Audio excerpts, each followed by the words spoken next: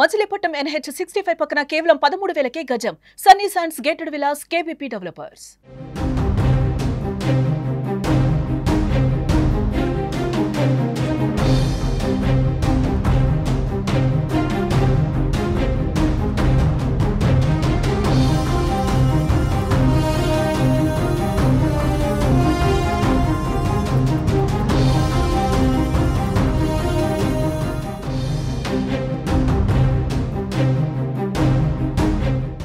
Social మీడియాపై నిషేధం నేపాల్లో హింసకు దారితీసింది.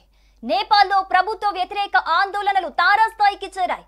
నేపాల్ పార్లమెంటులోకి ఆందోళనకారులు దూసుకెళ్లారు. పరిస్థితిని అదుపు చేయడానికి ప్రభుత్వం కాట్మాండ్లో కర్ఫ్యూ విధించింది. సోషల్ మీడియాపై కూడా బ్యాన్ విధించారు. జెన్జెడ్ పేరుతో ప్రభుత్వానికి వ్యతిరేకంగా అవినీతి వ్యతిరేక ఉద్యమాన్ని అక్కడి యువత చేపట్టింది. అయితే ఆందోళనకారులపై బాష్ప వాయువును ప్రయోగించారు. ప్రధాని ఓలీ తీరును ఆందోళనకారులు తీవ్రంగా తప్పుబట్టారు. మీడియాపై ప్రభుత్వం ఉక్కుపాదం మోపుతోందని జర్నలిస్టు సంఘాలు కూడా ఆందోళన చేపట్టాయి.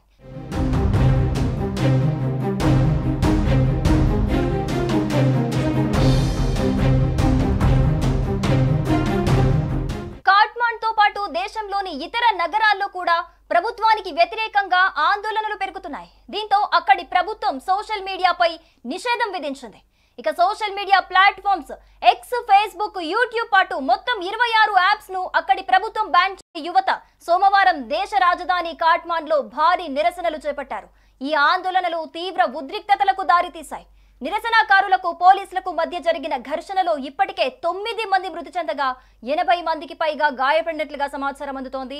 గత వారం కమ్యూనికేషన్ అండ్ ఇన్ఫర్మేషన్ టెక్నాలజీ మంత్రిత్వ శాఖ నిర్దేశించిన గడువులోగా నమోదు చేసుకోనందున ఫేస్బుక్, ఇన్స్టాగ్రామ్, యూట్యూబ్ వంటి అనేక సోషల్ మీడియా సైట్లను నేపాల్ ప్రభుత్వం అక్కడ నిషేధించడం జరిగింది.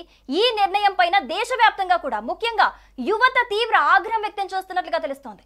జాతీయ జెండాలు ప్రదర్శిస్తూ విద్యార్థులు యువతతో కూడిన జెన్జెడ్ తరం వారు జాతీయ గీతంతో నిరసన అయితే ప్రారంభించారు.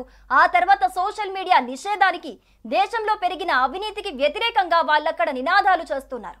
ఇక ఫేస్బుక్ తదితర సామాజిక మాధ్యమాలపై ప్రభుత్వ నిషేధం వల్ల చదువు కోసమో సంపాదన కోసమో విదేశాల్లో ఉంటున్న 70 లక్షల మంది నేపాలీ యువత స్వదేశంలో కుటుంబ సభ్యులతో, బంధుమిత్రులతో సంభాషించే అవకాశం కోల్పోతారు. ప్రభుత్వ నిషేధం భావ ప్రకటన, పత్రికా స్వేచ్ఛకు భంగకారమని, రాజ్యాంగం భరోసా ఇచ్చిన సమాచార హక్కును కాలరాస్తోందని నేపాల్ పాత్రికేయుల సమాఖ్య విమర్శించింది.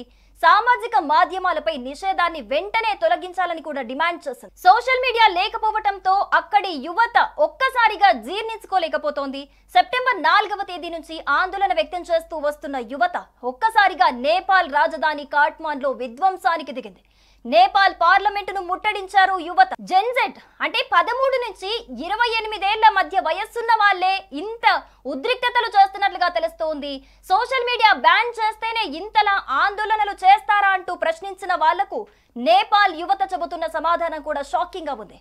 మేం ఆందోళన చేస్తుంది సోషల్ మీడియా నిషేధం గురించి కాదు, ప్రభుత్వం అవినీతిని సోషల్ మీడియాలో ప్రశ్నిస్తున్నందుకే అంటూ సమాధానమిస్తున్నారు.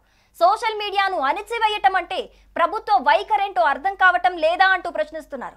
ప్రభుత్వానికి గుణపాఠం చెబుతామంటూ ఆందోళనలు ఉధృతం చేస్తూ ఉన్నారు యువత. దేశంలో పరిస్థితులు అదుపు తప్పటంతో సైన్యాన్ని రంగంలోకి దించింది నేపాల్ ప్రభుత్వం.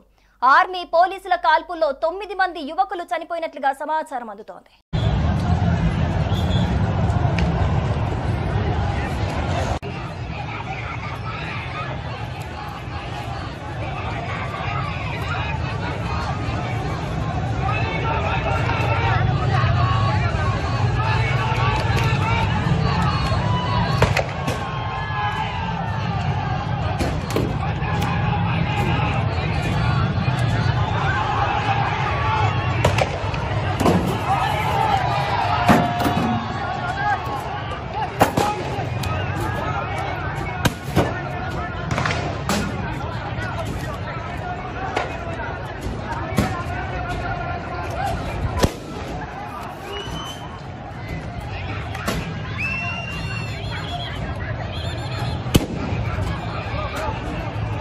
సుమన్ టీవీలో మీ పర్సనల్ అండ్ బిజినెస్ ప్రమోషన్స్ కోసం కింది నెంబర్కి కాంటాక్ట్ చేయండి. డ్రగ్స్, గంజాయి లాంటి చెడు వ్యసనాలకు దూరంగా ఉండండి. తాత్కాలిక ఆనందం కోసం జీవితాలని నాశనం చేసుకోవద్దు. డ్రగ్స్ విక్రయాలు, దందాలు నిర్వహిస్తే 1800599699 టోల్ ఫ్రీ నంబర్ కి కాల్ చేయండి. డ్రగ్స్, గంజాయిని నిర్మూలిద్దాం, భవిష్యత్తును కాపాడదాం.